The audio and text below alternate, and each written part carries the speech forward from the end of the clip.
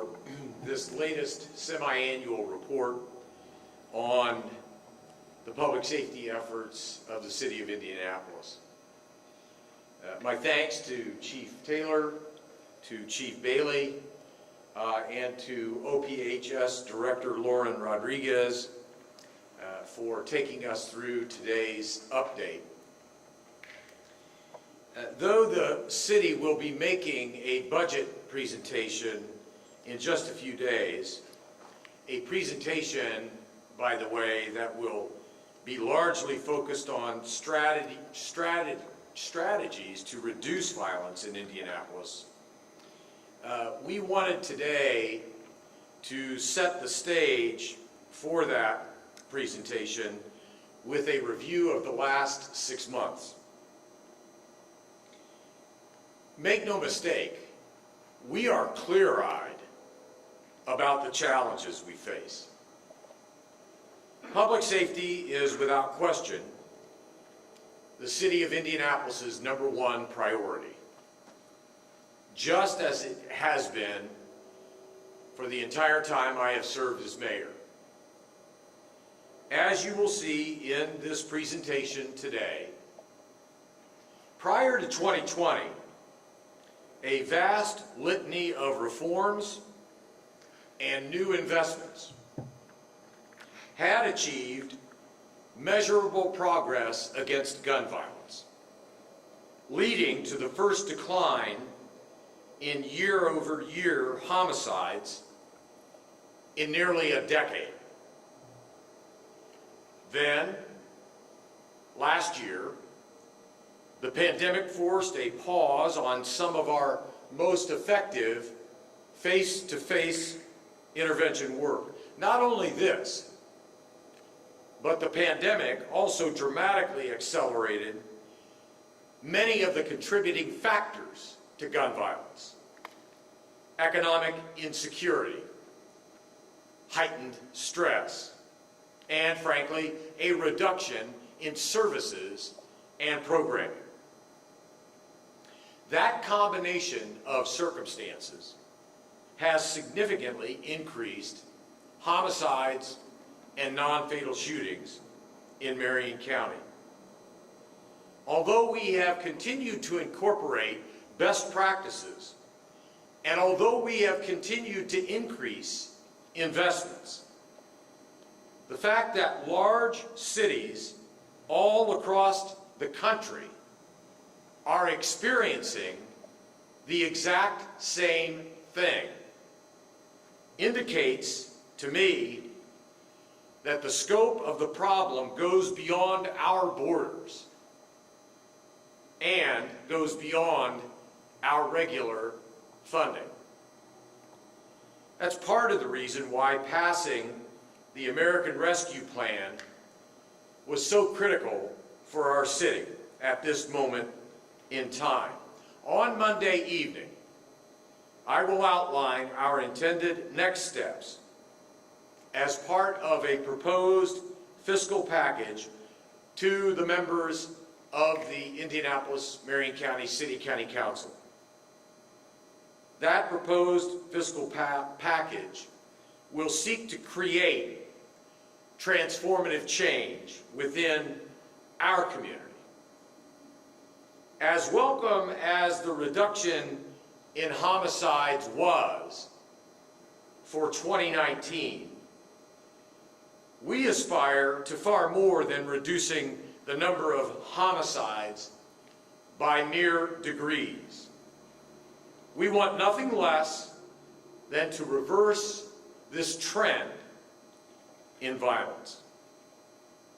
So today, our IMPD and OPHS teams will give you a look at the trends in all crime generally and in homicides specifically. You'll be taken through advances in law enforcement strategy. You'll have the opportunity to review several initiatives that seek better outcomes for those with mental health and addiction-related issues. And you'll also see the latest from our non-law enforcement public safety programs. So as I wrap up, I also want to mention that the Community Justice Campus is still on track to be move-in ready by the end of the year. I am especially optimistic about the impact a dedicated facility for holistic criminal justice will have on our community, especially one with a focus on treatment over incarceration for nonviolent offenders with mental health and substance use issues. So, with that introduction, I'm pleased and proud to hand things over to the Chief of the Indianapolis Metropolitan Police Department, Chief Randy Taylor. Chief.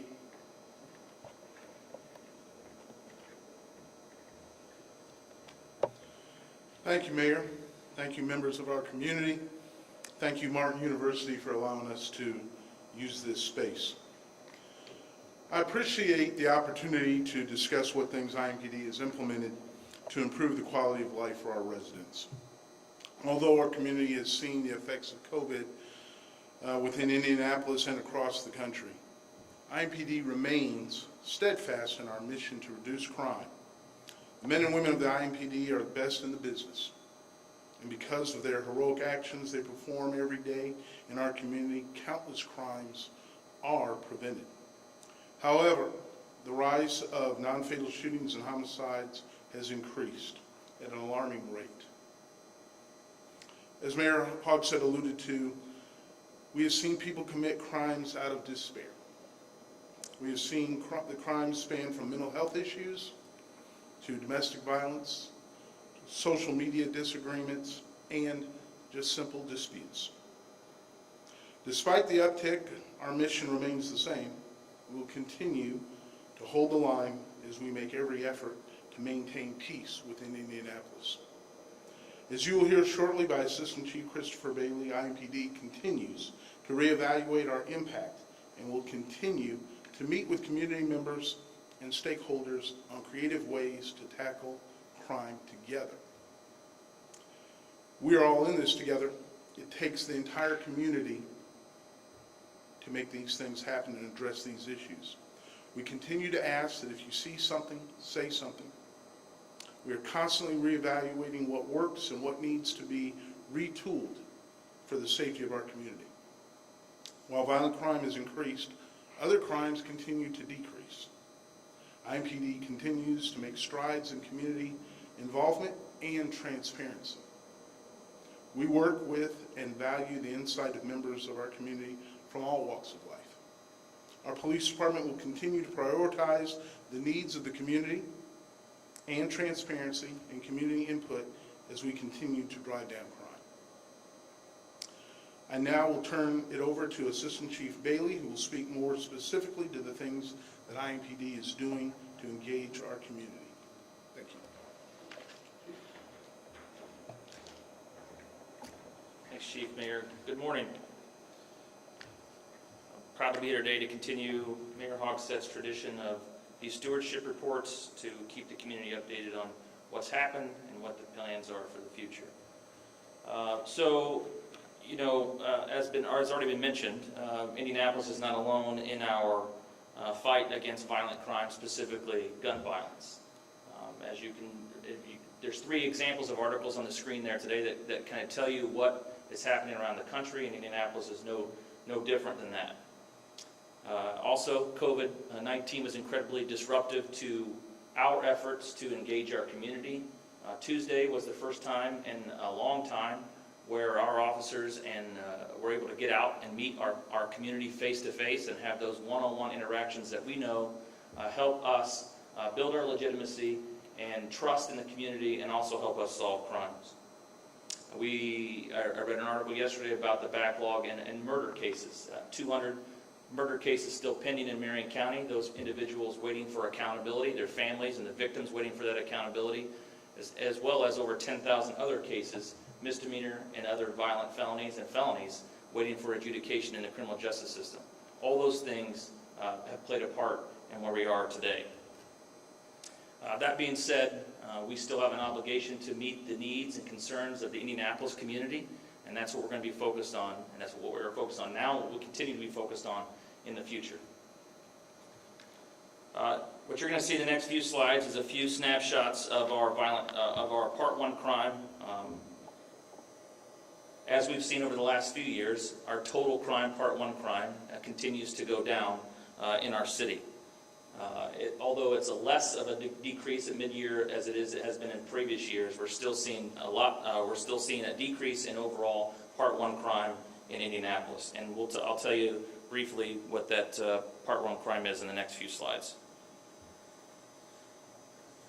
As you can see on the screen behind you, our burglaries continue to decrease. We have not seen an increase in burglaries in the last 4 or 5 years.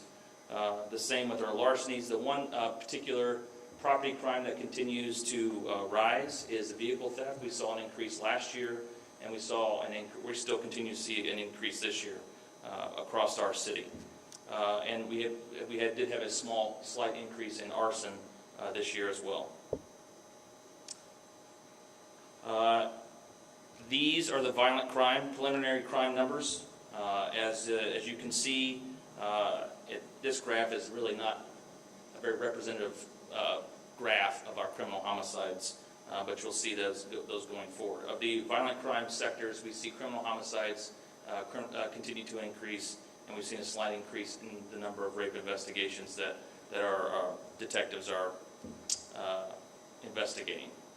One of the things that I think leads to a lot of violent crime is our robberies. Those continue to trend down as they have for the last 3 years substantially. I'll give a lot of credit to our robbery detectives in the covert robbery section specifically, who as they examine the robbery incidents, notice that there's a lot of trends related to multiple robberies by the same group of individuals. So they focus on those groups of individuals who are committing multiple robberies at any given time in our city. And when they arrest those individuals, they're able to clear up multiple robberies, and then the robberies go down after they make those arrests. And an interesting statistic this year is as non-fatal shootings have gone up, our overall aggravated assaults are significantly down from this time last year.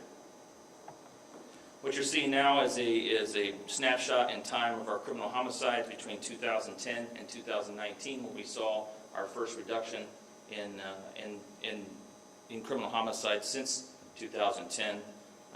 It's a disturbing trend, but it's been on the way up since 2012, with the exception of 2019. The next slide will show you where we've gone from 2019 until today. Currently, we sit at about 34% increase in criminal homicides from where we were at this time last year, an unacceptable number that's impacted our community from the north side to the south side and east and west. Same thing with non-fatal shooting numbers. We're one of the few departments in the country that actually separately track non-fatal shootings. The FBI requires us to aggregate statistics in the aggravated assault section of the UCR and NIBRS information, but with our partnership with Indiana University and Dr. Natalie Hipple, we've been able to separate these numbers for some time now, evaluating them from year to year. At the beginning of April, our non-fatal shootings were up over 65% from where they were in 2020 at the same time. As of today, our non-fatal shooting numbers are up 25% over where they were in 2020. Although it's an increase, we are seeing that trend go in the right direction, which is at least trending toward equilibrium. And our hope is that if we keep our efforts up, we can see that number actually go down. But as of today, they're up 25% from where they were at this time last year. Part of our efforts to get better is also to look outward. It's easy for us to look at ourselves and make changes, but what's helpful for us is to get outside eyes looking on our operations, how we do business, looking at the ways we do things and see how that matches up to national best practices.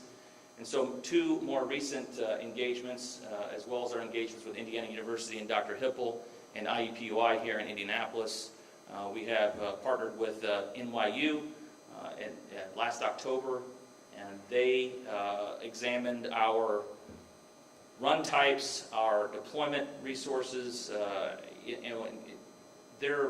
What it comes down to is they basically said our department needs to be more proactive. We've become a reactive police department, but which is not uncommon for large agencies around the city.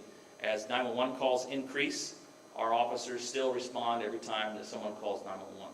So it caused us to look inward to see what kind of runs can we take off of our officers' plates so that they can spend more time engaging with our community and being in the spots where violent crime is occurring. And so with that, we changed our deployment of our proactive teams. We created some new teams. We changed their hours to be more conducive to where violent crime is occurring. That 11 a.m. to 3 a.m. is when we'll see those officers out there. We're also requiring our beat officers every single day to get out of their car and engage our community in some sort of beat policing, foot patrols, bike patrols, and then also spending time in our hotspot areas, doing directed patrols, doing something in those small geographic areas in our community which are disproportionately responsible for violent crime in our community. The next report, which was something that was released publicly a few months ago, was the National Institute for Criminal Justice Reform report commissioned by the city and OPHS to look at violent crime in general. There were several recommendations that were made from that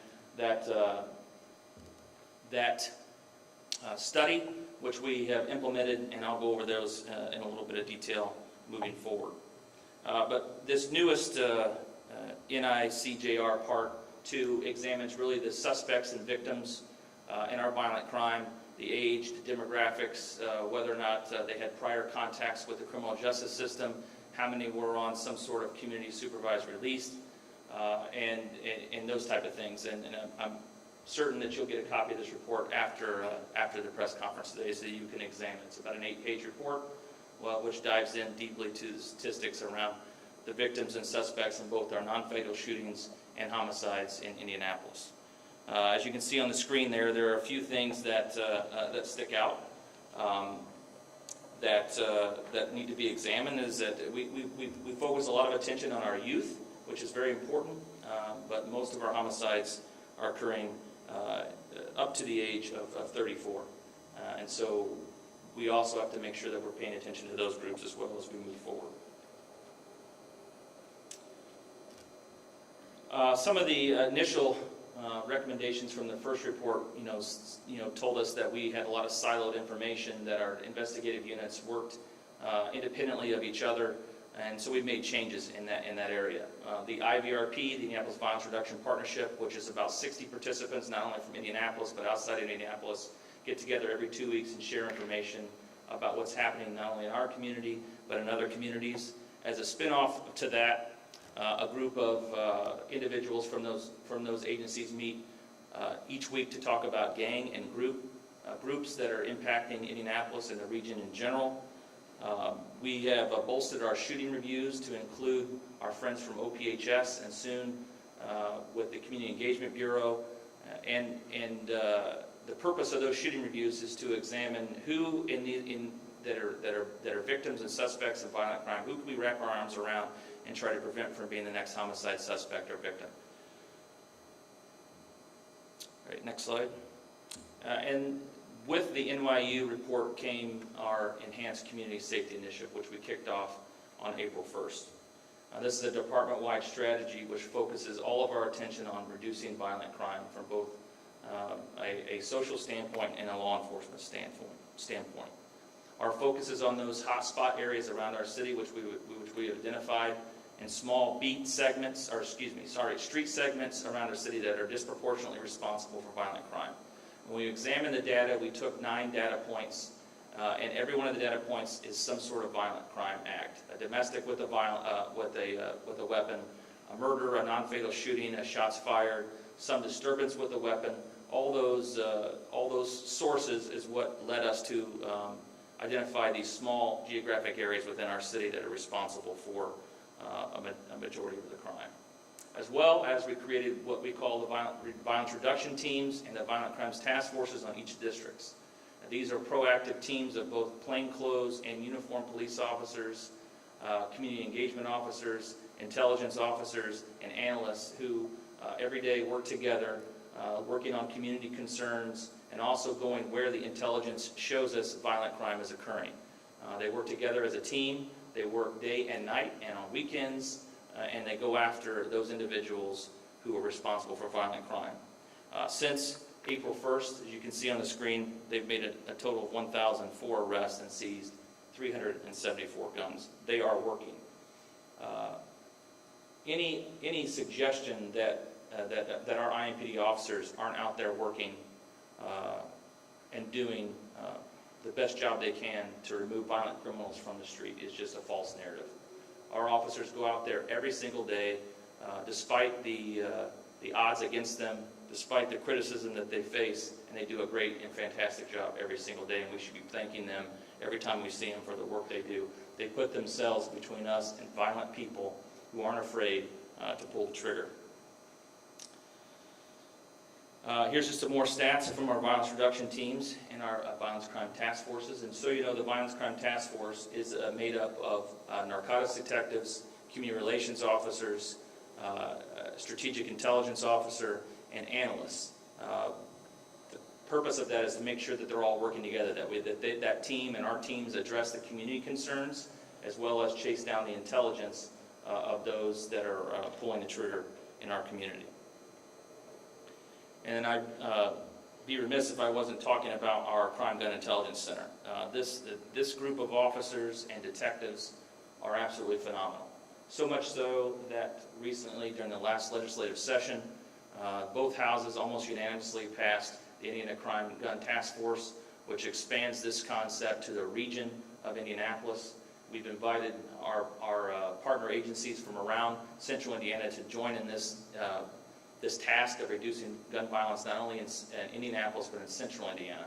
And to date, we have partnerships with the Indiana State Police, with the Fishers Police Department, Zionsville Police Department, Avon Police Department, and those will continue to grow as this task force continues to grow.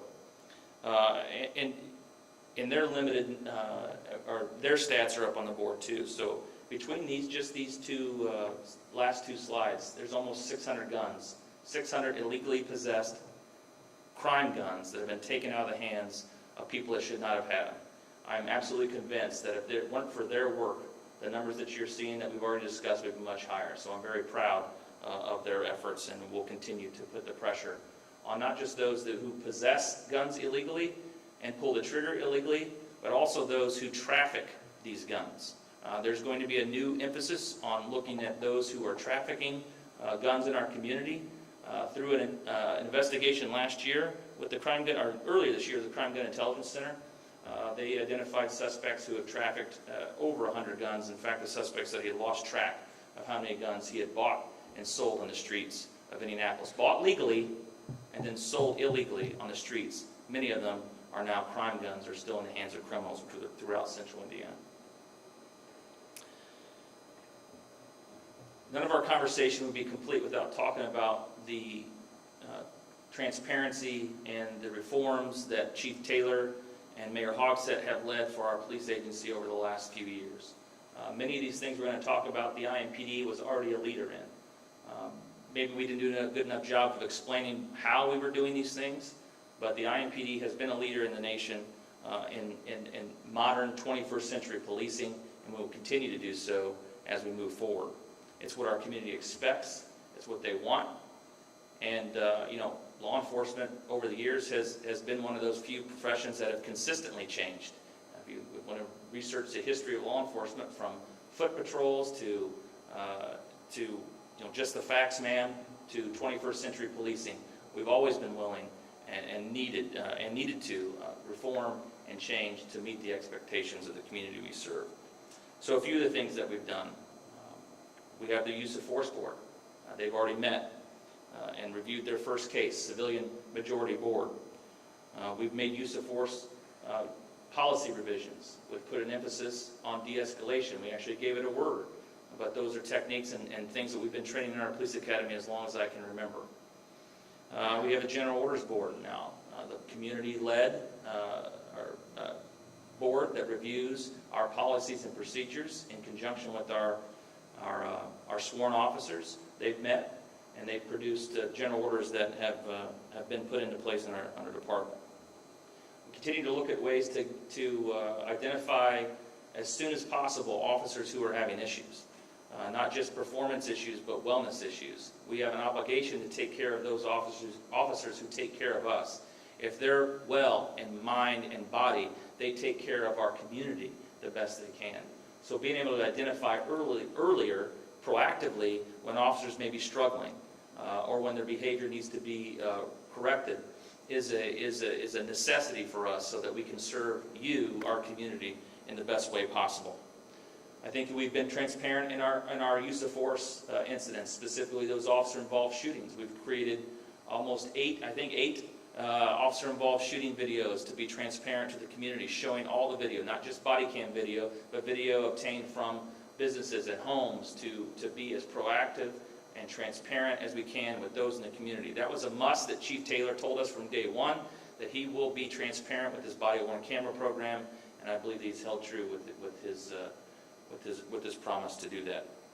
And I just mentioned body-worn cameras, and I've talked about our outside reviews. It's absolutely essential for us to utilize people in our community to help us be better, and we'll continue to use those outside groups. So let's talk about our body-worn camera program. Thanks to the mayor's leadership and the council, we initially purchased 1,100 body cameras. We've since made an additional purchase of 270 cameras and deployed them, those 270 as you can see on your screen below. We still have some work to do. We're looking for grants from the federal government and other sources to increase our body-worn camera footprint to include in-car cameras for as many of our police vehicles as possible. If you can recall the officer-involved shooting that took place on 30th Street just a few months ago, the best video that we had came from that in-car camera system. Stabilized system caught a significant portion of that incident, which is important, so we'll look to expand that through grants and other means as we move forward in the body-worn camera deployment. More importantly than some of the enforcement things we've done is our commitment to continue to build and rebuild our bridges with the community. 2020, we lost contact with a lot of people. It's just not the same doing community meetings by Zoom. I felt my most energy on Tuesday than I felt in a long time being out for those 4 hours, engaging with community members all across our city, as I know the chief did and the mayor and all of our officers who spent time with those we serve. So it's important that we get back to that important work. The chief felt very strongly about the community engagement and outreach unit, and so we elevated it to the chief's office, and we've made additions and changes to that bureau to be more interactive with our community, including the IMPD Cares program, which puts officers in schools to help mentor our youth and help build that bridge between the police and the community. Of course, our Police Athletic League, we couldn't be where we're at today with our Police Athletic League without the help of our Public Safety Foundation and Director Dane Nutty and Deputy Director Christy Worcester's here today, and we appreciate their leadership to help move that forward. We've put new basketball courts at our JTV Hill Center. We're in the process of putting a brand new baseball diamond out there. There's more exciting things to come for that youth services section and our youth engagement as we move into 2022. And then we continue to reach out our hand to our friends in the LGBTQ+ community, our immigrant community, and of course we use our chaplains daily. A very thankless job, a job that I couldn't do, that they spend time with the families of those most traumatized in our community. And, you know, we continue to recruit. Our authorized strength as of today is 1,743 officers. We have 1,640 as of today. On Monday, we'll start a class of 48. We just graduated 59 that are in FTO right now. Our department is getting younger. At one point, we were over 40% of our agency was eligible for retirement. As of today, that's 32%.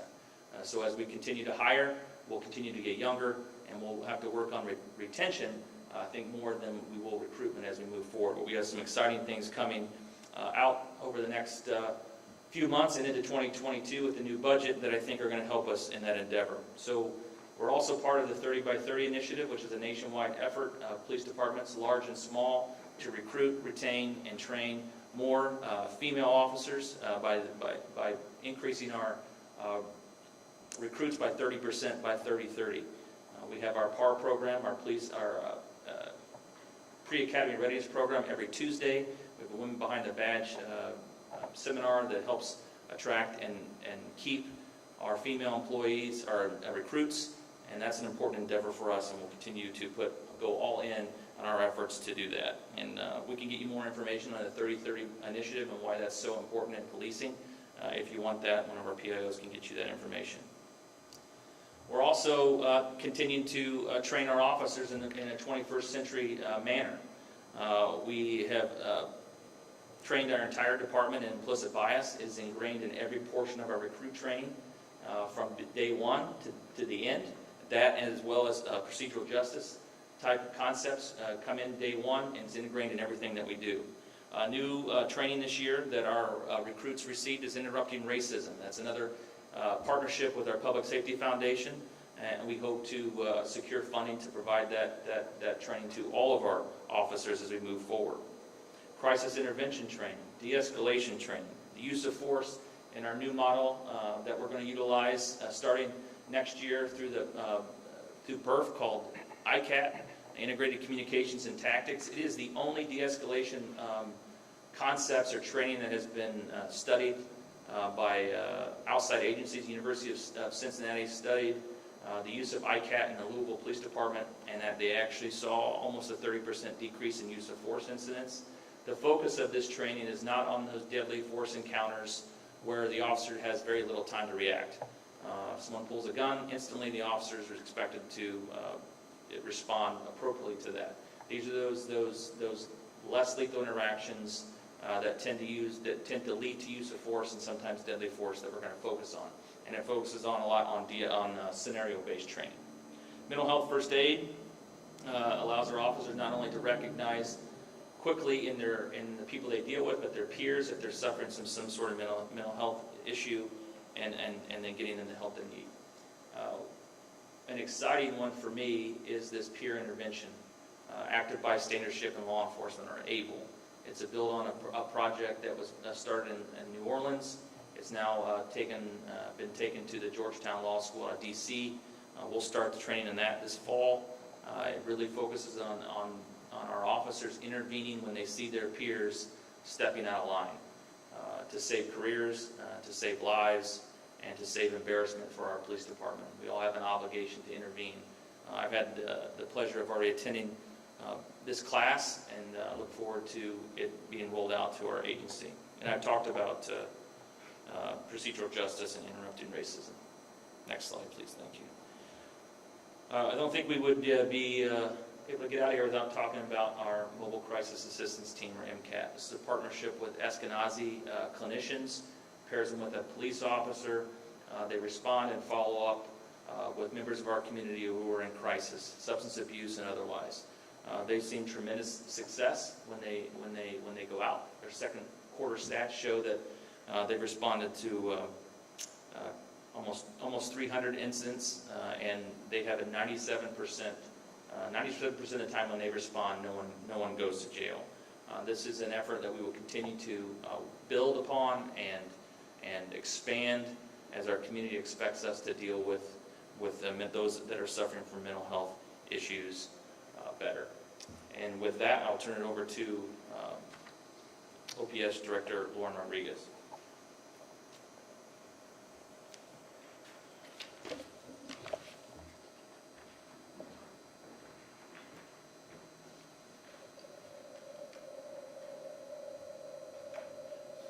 Thank you, Chief Bailey. Thank you, Chief Taylor, and thank you, Mayor. Sorry, I'm a little bit shorter.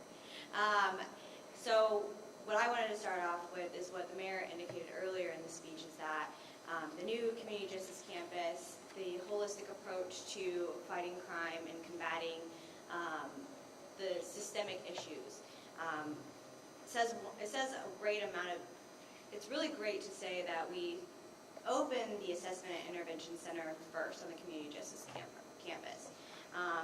this administration's dedication to combating violent crime and just crime in general on various levels has been tremendous, and they understand the importance of treating mental health and substance abuse issues for low-level crime. We all know that a lot of the crime can be stopped by actually treating the issues that are at the core of the behavior.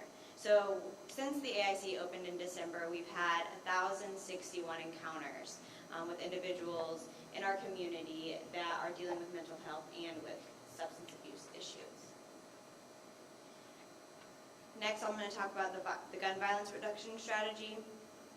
This strategy has 3 different focuses: prevention, intervention, and transformation. Prevention, we need to understand what's the issue, what's causing these violent crimes from occurring, right? What starts the cycle? How can we stop that cycle from being performed? We have the peacemakers. We work with IMPD, and we work with our community-based organizations and our faith-based organizations to help with those long-term reduction strategies. The intervention piece, we need to focus on what's going on right now, how we reduce the number of fatal shootings and non-fatal shootings and crime overall.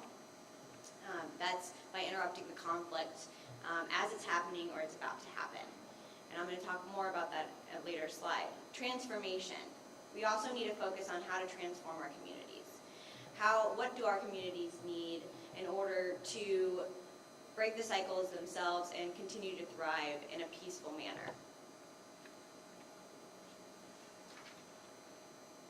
So with these approaches, we want to focus on the very high-risk individuals. So I know this slide represents all of Indy's population. We know that there's a criminal justice population within that, but then there's very distinct individuals that may be at risk of committing the crimes or that have already committed these crimes. And so the goal of this reduction strategy is to focus on those individuals, and like Chief Bailey said, figure out how can we stop them from either being a victim of homicide or actually committing a homicide. So prevention. OPHS has peacemakers that work out in the community. They work with high-risk individuals. They help identify high-risk individuals in the community. They work very closely with IMPD, with shooting reviews, help to determine who is it that we need to target, who is it that we need to give a little bit of extra love to stop them from either starting a shooting or stop them from becoming a victim of shooting. We have not only the peacemakers, but it's a whole office-wide initiative. So the Office of Public Health and Safety focuses on housing, reentry, food insecurities, as well as violence reduction. And all of those play a big part in violence, right? Getting at the root issues of violence, right? Does somebody need housing, right? Is somebody stealing because they don't have access to food? And how to break those cycles and stop those cycles from even forming. This summer, and as in previous summers, we've done the Safe Summer program. A lot of the prevention efforts is starting with our youth. How can we engage the youth? How can we provide them safe places to be children, right? To not have to go out to the streets, to not have to resort to any violence or any type of crime to feel safe. This summer, we've had over 1,000 attendees at our 3 parks. That's thanks to the partnership with our Parks Department. That's thanks to the partnership with our community-based organizations and our faith-based organizations. This is a collaborative effort that I'm very proud to say that we've been able to touch that many lives. These kids get to come to a safe place on Friday night and not have to worry about food because we provide them food, not have to worry about safety because we're all there, and we allow for mentorship. Right? This is not just this Friday night, it's not just Friday nights, it's how can we establish these relationships that will go past Friday nights. We also are really big on grassroots investments. So I know this slide shows the dollars given out to our grassroots organizations over the previous years. And I'm very happy to see that those numbers go up. And I'm very happy to note that with these dollars, these grassroots organizations can start establishing roots in the community that will allow safe places for kids and for adults to go to. Intervention. Part of the intervention process is having the community safety meetings. We work with Marion County Community Corrections, the Marion County Probation Department, law enforcement partners, to identify the high at-risk individuals that I talked about at an earlier slide. Who is it that we need to do a little bit of extra soft touches with, right? We bring them out and we engage them and we talk to them about the importance of, not going down the path that they're going, right? How can we get you to turn around? How can we get you to do a 180? And so these individuals are usually individuals that have committed gun-related infractions, or they've committed some type of crime that could lead to gun-related interactions. And we do custom notifications. So sometimes people are not going to want to come to those engagements. So we keep an eye on those that don't come to those engagements, and we go and we talk to them one-on-one. We make sure that they get the information even if they don't want to come for the information. We believe that we can't just leave people behind. We need to do everything in our wheelhouse to prevent crime. And then we also do the weekly shooting reviews, as I mentioned and Chief Bailey mentioned. And thanks to the Public Safety Foundation, we have been able to work with some interrupters. The interrupters are individuals that have not been identified because they're the ones out in the community that have their ears to the ground. They are the ones that are working with our peacemakers to identify those individuals that may be causing the gun violence in Indianapolis, or may be a victim of gun violence. They're deep-rooted in our community. They're credible messengers. They have a trust, right? A lot of this work is built on trust. How can we get the community to trust us to actually tell us things? These individuals help bridge that gap.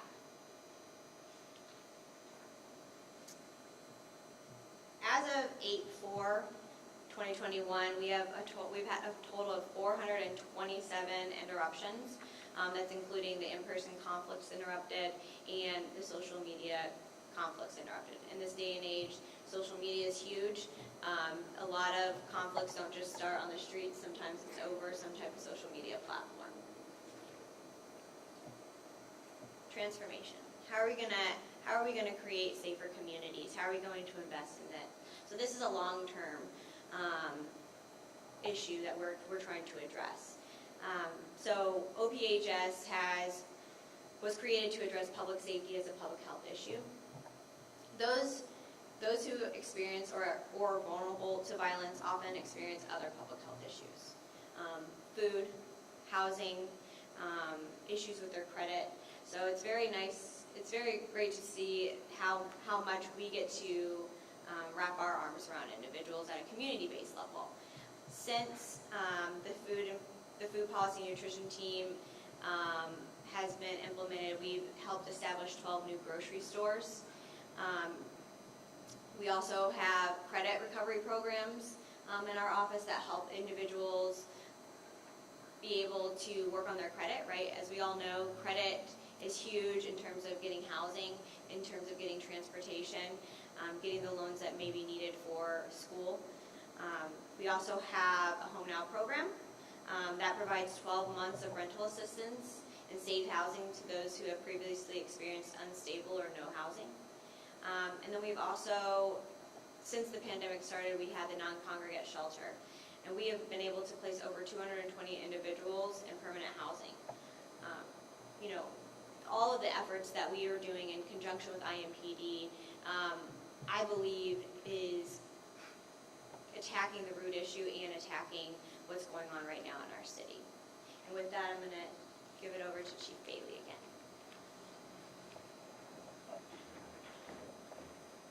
All right, we're almost done. So as we move forward to the rest of the year, we have a few priorities that we're going to keep focused on. We're going to keep up our efforts to move the dial on violence. We're going to be inclusive and proactive in violent crime reduction.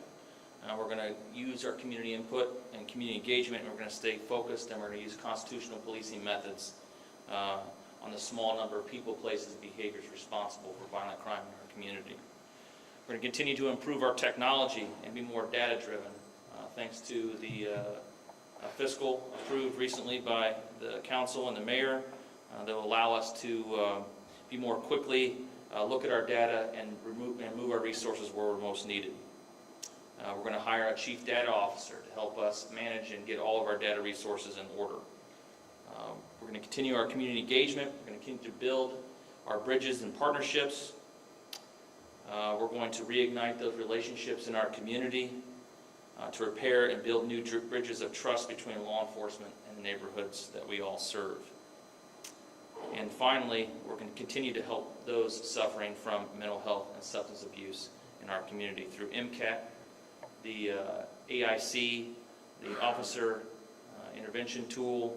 We're going to help those in mental health crisis and not put them in jail where they do not belong. And with that, I think we'll take questions. Question for the mayor.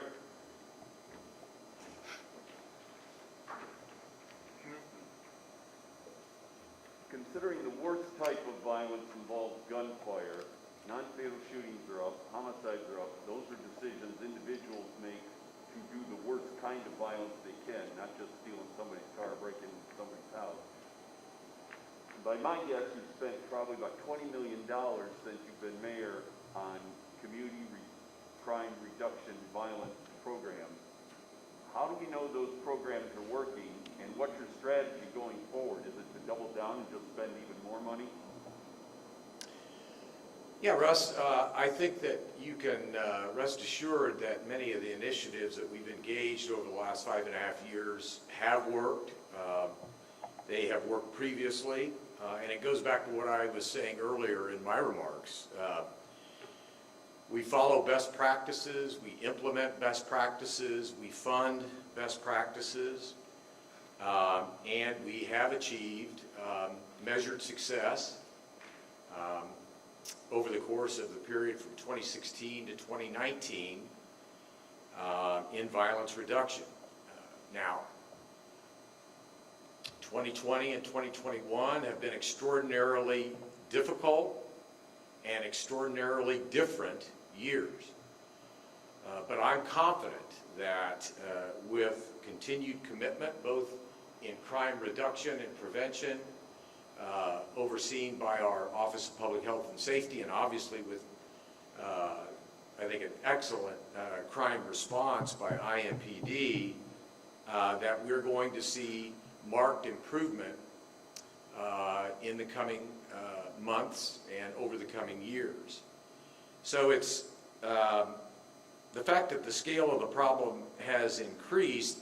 We have sought to keep pace with more funding allocations, but I'll be the first to tell you we need more than we currently have funded, and that's what I'm going to talk about Monday evening.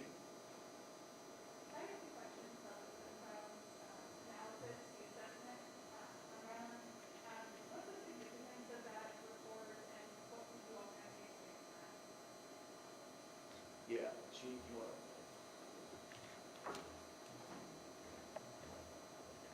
Well, I think it helps us to understand a little bit where we need to focus some of our prevention and intervention efforts. We know through either intelligence in the criminal justice world, the law enforcement world, who we need to focus on because they've either committed a crime or are about to commit a crime. Where we need to understand is where do we need to focus those social service and those resources, those dollars that the mayor's office and the council have invested in our community so that we can prevent them from becoming a part of law enforcement's radar screen. So having a good snapshot of that helps us understand where to direct our dollars and where to focus our attention.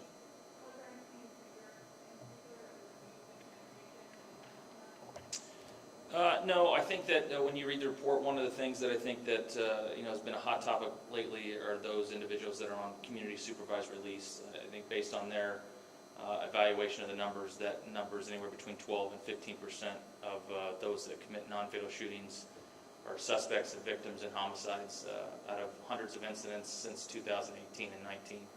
I think that was one that stuck out to me anecdotally. With the stories that we hear from our officers and see when we read, it feels like that number would have been higher than that, but that number stuck out to me as 12 to 15% of those victims and suspects in both non-fatal shootings and murders were on some sort of community release. I've talked to the people on the streets in this community. They told me we need more officers on the streets. What is either mayor or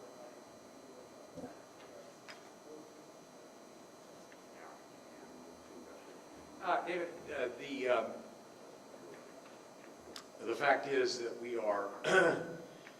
are assiduously trying to get more officers on the streets. We are, thanks to the City County Council's support, we have, as Chief Bailey identified, authorized positions of 1,743.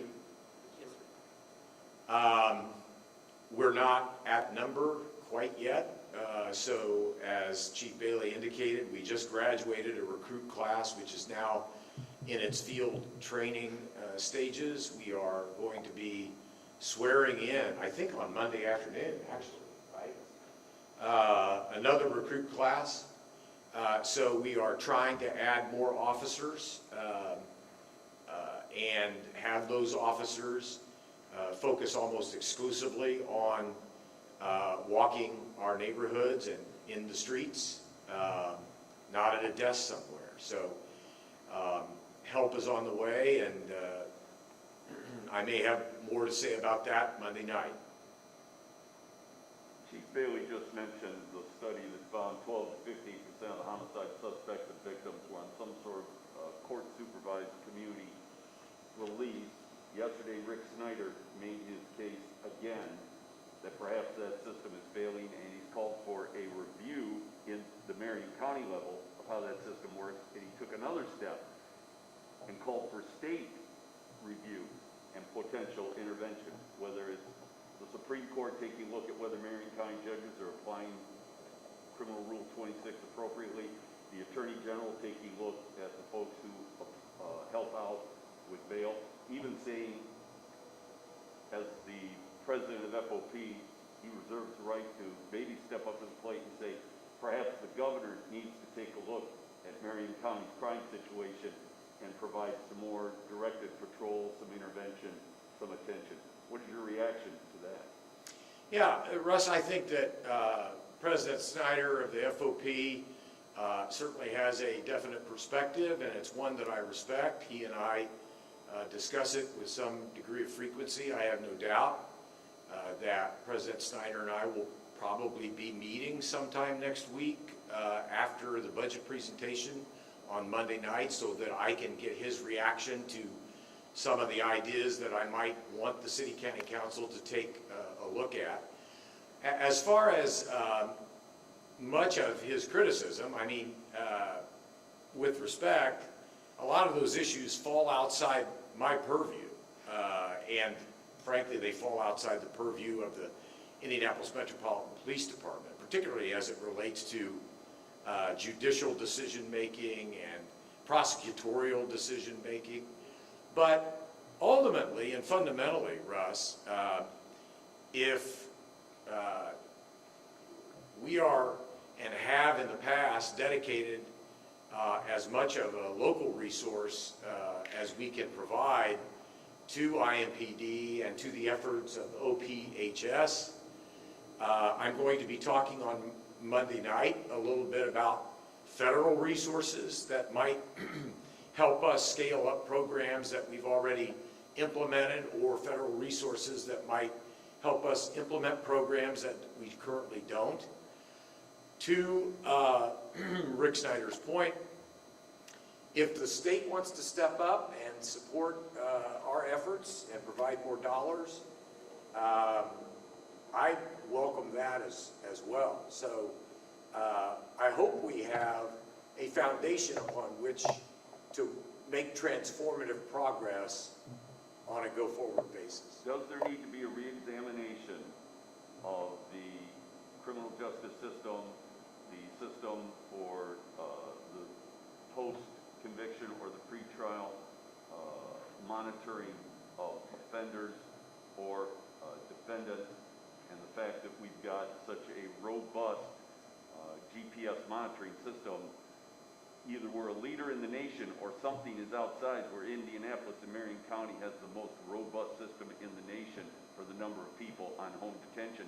And as the chief just pointed out, in many cases, more than 1 out of 10 cases in fatal shootings, that system is failing to keep monitoring of those people.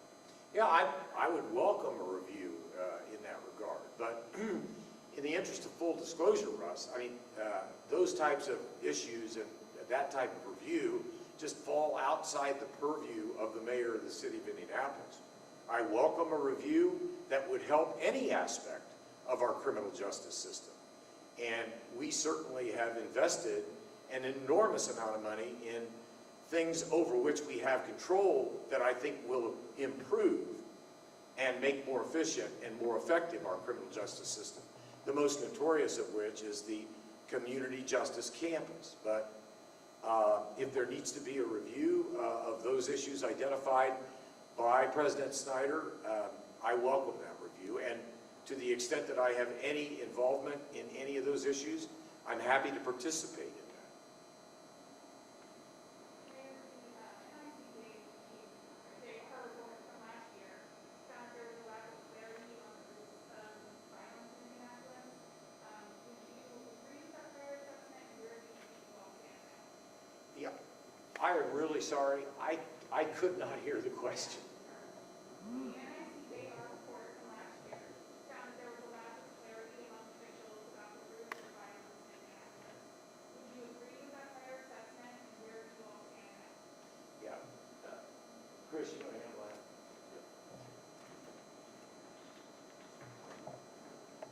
I assume you mean the root causes of why violence? I mean, I don't think there's any, I don't know if there's any, I think we're pretty clear on the cause of violence. We talk about those root causes all the time. Poverty and lack of education, some hopelessness, those things that we see in the community that we've talked about over and over again, those systemic things, generation after generation.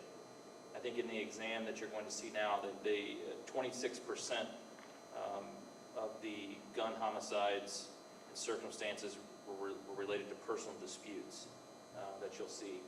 So that conflict resolution that we talk a lot about, that causes people to quickly pull a weapon in a dispute that should be able to either argue it out or even come to fists, that seem to turn into gun violence. I think there's a proliferation of weapons on our streets. They're easily accessible. We've had over 1,000 guns stolen this year, which means that we have some irresponsible gun owners that allow their guns to be taken, and then those guns are then used on our streets. So I think we have some clarity on what the causes of violence crime is. I think where we have to get better is how we prevent it, and intervene, and how we fix it, not just in the now, but long term.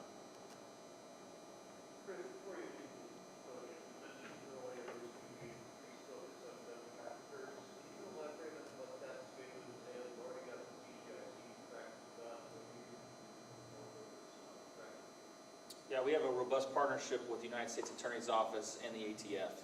And one of the, even before the current administration, President Biden, through the Justice Department, announced their focus more on gun traffickers, the ATF out of Columbus and our Crime Gun Intelligence Center had already started the process of looking at basically the gun traces and where the guns were purchased and their time to crime is what we call it. So from the day they were purchased to the time that they become involved in some sort of crime, that we have possession of the gun, we send it through the forensics, we're able to match it, serial number and otherwise, and that I don't have the specific number with you right now, but Indiana and the guns that are used in crime in Indiana, their time to crime is much shorter than that of the national average. So we have people that are purchasing guns legally and then giving them and or selling them to people who are prohibited by both state and federal law from possessing those weapons. And so trying to stem that flow of weapons into the hands of people who aren't afraid to use it, who are prohibited from having it, has to be a focus, as well as just apprehending and stopping those trigger pullers. Because once the trigger is pulled, it's too late. We already have a crime or a victim, and we have to arrest the person responsible. We want to try to take those illegally possessed guns out of the hands of people who are not legally allowed to have them. So strategy here, federal prosecutions of those people. Yes, absolutely. That's the lane we'll have to go is federal prosecution when it comes to straw purchasing weapons like that. And we see it more and more, and it's going to be a focus of our Indiana Gun Task Force and our Crime Gun Intelligence Center. It certainly is a priority for the ATF. The mayor will significantly enhance spending on law enforcement technology be an important part of your budget presentation Monday night. Yeah, we're always seeking better and newer and more effective ways of enhancing law enforcement technology. So without being any more specific about what I'm going to propose on Monday night, it shouldn't surprise anyone here that we will be discussing ways that we can better allow IMPD to do their job, to talk with one another, for officers to have more and complete information when they engage in runs that they are called upon to respond to. And that is consistent with what we've been trying to do for the last 5.5 years, increasing funding whenever the monies are available for even better technology than what IMPD already has. The difference between what we've done over the last 5.5 years and what we may very well be able to do in the future is the result of $420 million coming to Indianapolis as the result of the American Rescue Plan. Now, don't get me wrong, I'm not saying we're going to spend all $420 million on increased technology, but it is a large sum of money that we would not otherwise have but for the American Rescue Plan, and we do intend to put it to good use. Time for one more. Mayor, you've been several times and have discussed types of crime nationwide. Per capita in these near the top of the sites this year, also near the top of the sheet over last year. Why is Indy faring worse in this pandemic than other ones? I didn't hear the end of the question. Well, why are we doing worse than other large cities?